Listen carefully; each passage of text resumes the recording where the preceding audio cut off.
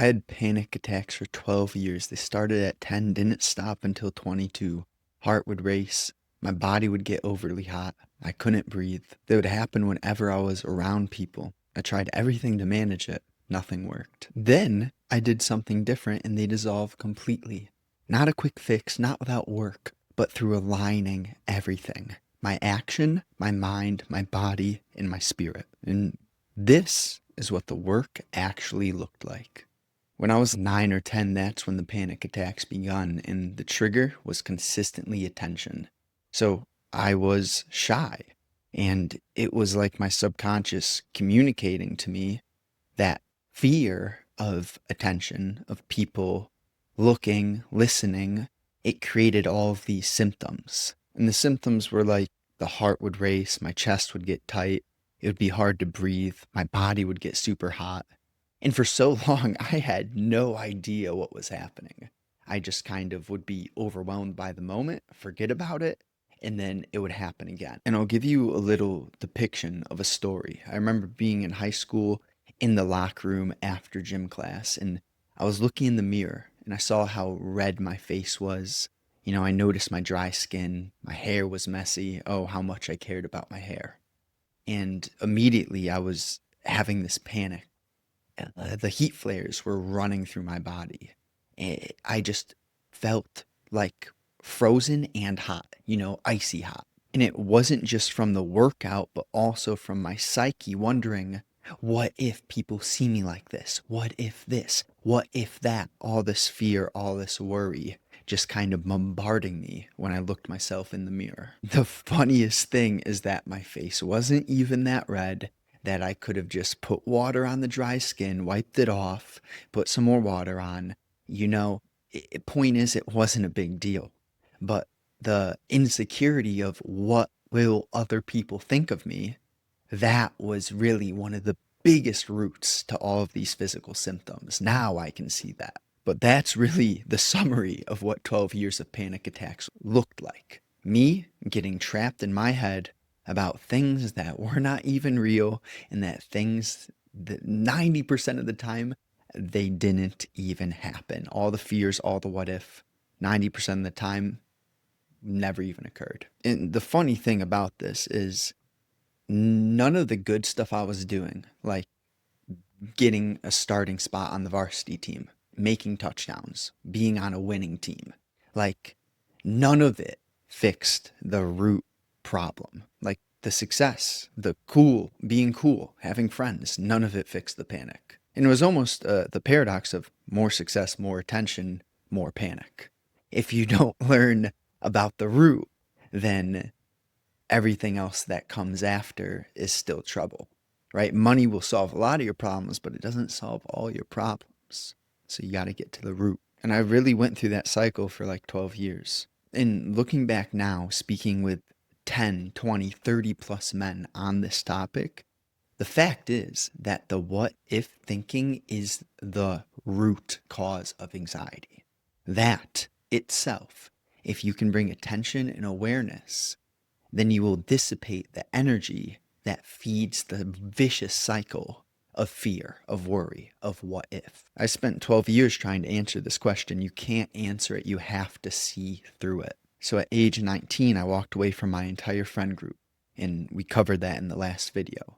The isolation, the pulling back, everything from 2020 to 2022, that was setting me up. The isolation, it created what I call space, and that space made it so that I couldn't run from my truth anymore, my fear, my worry, my anxiety. I had to face it. I had to look myself in the eyes. I had to go into the dark and learn that there really isn't anything to be scared of, because you are alone, but it is being alone.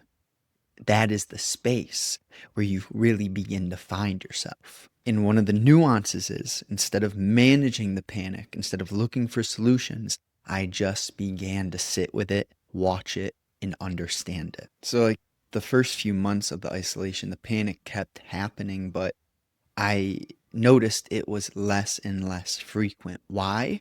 Because my lifestyle was changing. The way I dealt with the things that I used to run from, those things I dealt with in a new manner, right? It's kind of like what's the definition of insanity? Doing the same thing and expecting different results. But sometimes you don't know what to change, so you change things slowly. It feels like nothing's happening, but then everything can happen overnight. It was basically like I was beginning to see the what if loop before getting trapped in the loop. I would notice the trigger, and instead of entertaining the fear, the worry, insecurity, I would watch and observe myself with the awareness that the loop was starting. So I wasn't stuck in it. I was starting to see it from the bird's eye perspective. So in this, you can see it rise, you can see the peak, and you can see the fall. And you can almost appreciate the space that you've created, that you're not sucked in the vortex anymore, that you can watch it from a different perspective. And I remember there was one specific day during isolation where this wave of what if anxiety, everything related to the future and financials, it hit me. And I remember the entire same high school physical sensation starting again, right? The chest feeling heavy, tight, my breath being speedy and inconsistent, shallow. And then something began to switch. I noticed it. And really, in the process of noticing, it's a harmonious, holistic sequence where you're aware of multiple things at once, right? So, for example, you're feeling your toes, you're feeling your thighs or your glutes, you're feeling your chest and your lungs. You're aware of what your tongue is doing, and you feel whatever in between your eyebrows. It is a sensation of sensations in multitudes. And then you kind of just connect and you see that you can feel all of this simultaneously. But in simpler terms, right, it's bringing your attention back to the body.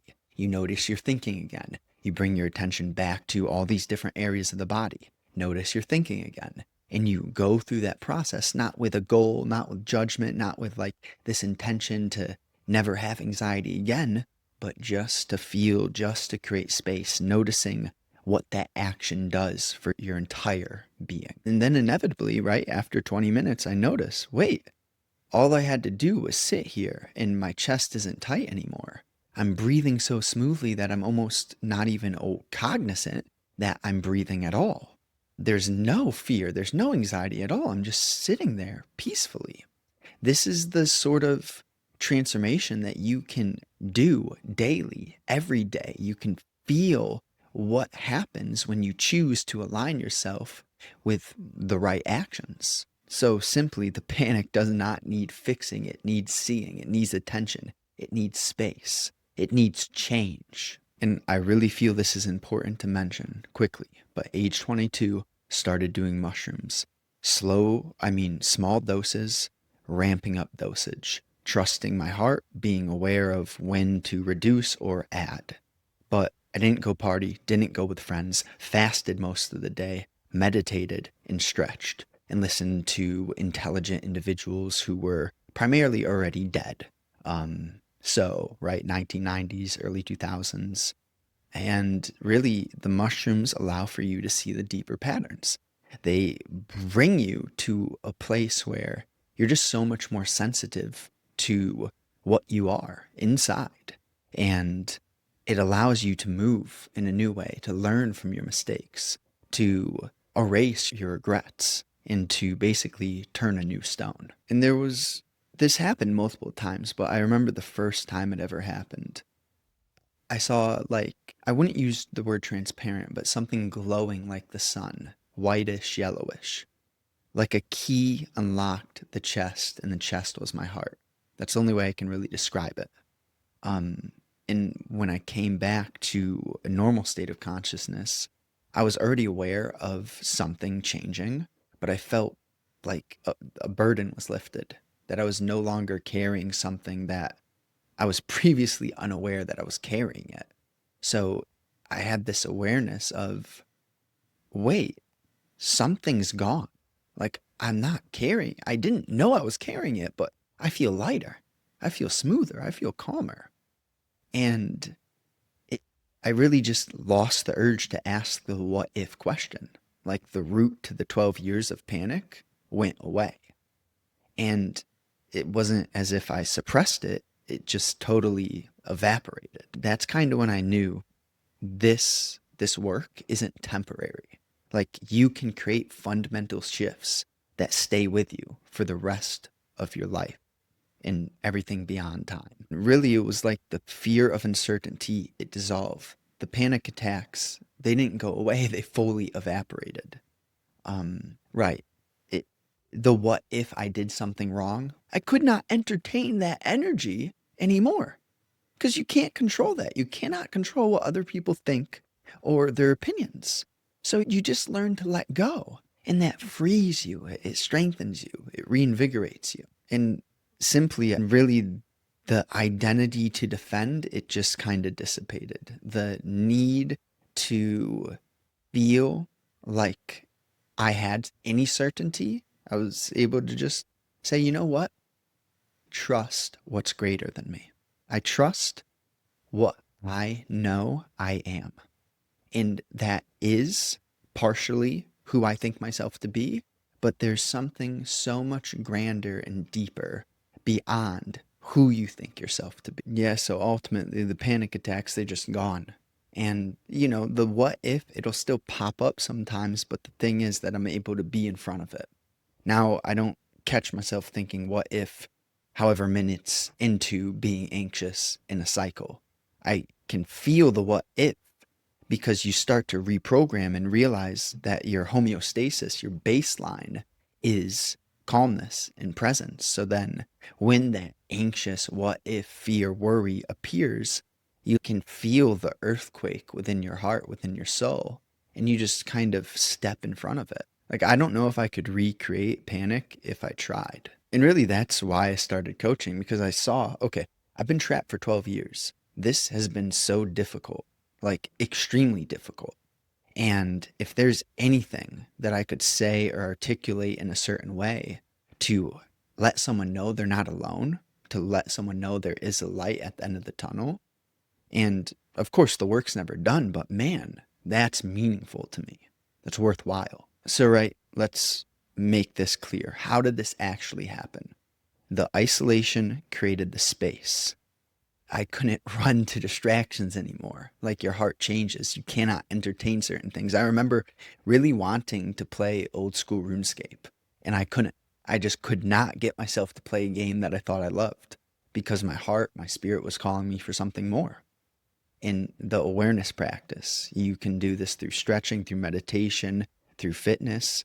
It is really the act of bringing all of your attention to one thing, and then your attention spreads to multiple aspects of your bodily awareness through commitment and alignment with that one action. And then really the mushrooms revealed the deeper layers. They like rewired my being.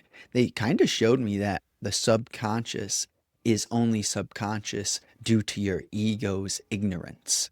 When you let go of the fear and you start to dissolve the identity, the ego of who you think yourself to be, then what previously was below subconscious, now your whole consciousness expands, and there isn't much in the sub layers anymore because you're expanding your consciousness. So remember, you can't fix what you are. You have to see what you are and learn through that. Let the acid grace.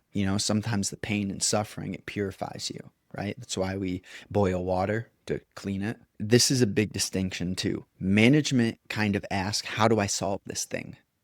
Dissolving it, ask, what is this thing communicating to me?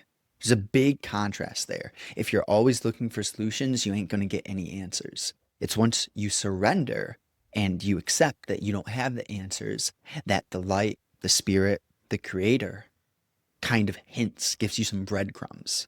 You got to follow that trail though. He'll give you breadcrumbs, but you got to follow the trail. And it all sprouts from the identity, self-importance, self-interest. When you see that, then things dissolve. And it's a good example here. It's like saying, I'm grateful, but then just speaking in a miserable tone of voice, or saying I'm grateful and then going and expressing the gratitude for all the things that you're actually grateful for. And ultimately know this, that your panic, your anxiety, it's not a lifelong sentence. It is something that you can dissipate, but you have to be patient. Like, you can't rush your way through this and you can't think your way out of it. Consciousness, sometimes it has its ways of purifying you, and sometimes it's slower than you would like. But really, the what if loop is the root, and everything else is symptoms. So get clear understanding, like how frequently your thinking is sprouting from wanting to have certainty on that which cannot be certain.